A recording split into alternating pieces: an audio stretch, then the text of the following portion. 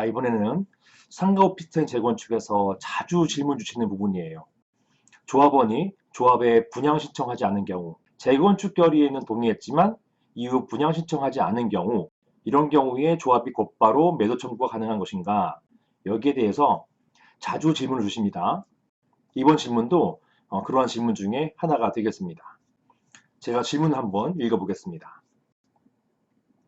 안녕하세요, 변호사님. 저는 경기도에 있는 어떤 상가의 재건축 조합의 조합장입니다.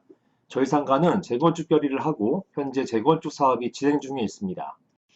저희 재건축 조합은 조합원들에게 분양 신청 기간을 공고하고 분양 신청을 받았는데 일부 조합원들이 조합원 분양가가 지나치게 높다고 하면서 분양 신청을 하지 않았습니다. 저희 조합 규약에는 분양 신청하지 않은 경우에 청산 대상이 된다고 규정하고 있습니다. 저희 조합은 이러한 조합원들을 상대로 집합건물법에 따라서 매도 청구를 할 수 있는지요? 이런 질문을 주셨습니다. 제가 한 소송 중에서는 조합뿐만 아니라 이 조합 반대 측, 즉 조합원들, 이 사안 같은 경우에는 분양 신청하지 않은 조합원님들을 대리해서 소송을 수행한 적도 있습니다. 당해 사안 같은 경우는 분양에 문제가 있었어요. 적절한 금액으로 분양 신청을 받아야 되는데 이 조합원 분양 신청 금액이 너무 높았습니다.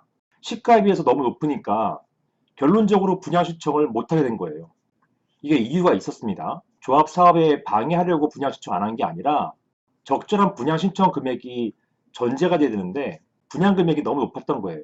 이 분양대금을 못 내면 결국 헐값에 소유권 넘기고 그 상가에서 쫓겨나게 되거든요. 이런 점 때문에 문제가 있었고 여기에 대해서 소송을 수행한 적이 있었습니다.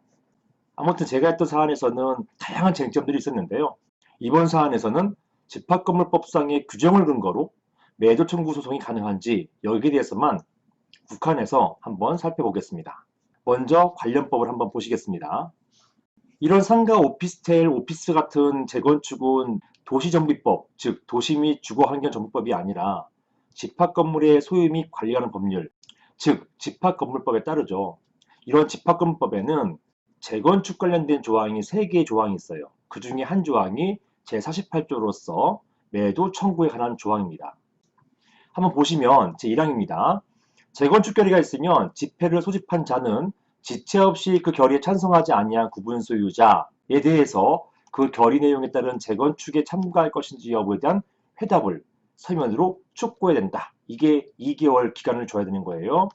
그게 2항입니다. 이렇게 촉구받은 구분 소유자는 촉구받은 날로부터 2개월 이내에 답변, 즉 회답해야 된다라고 되어 있고요.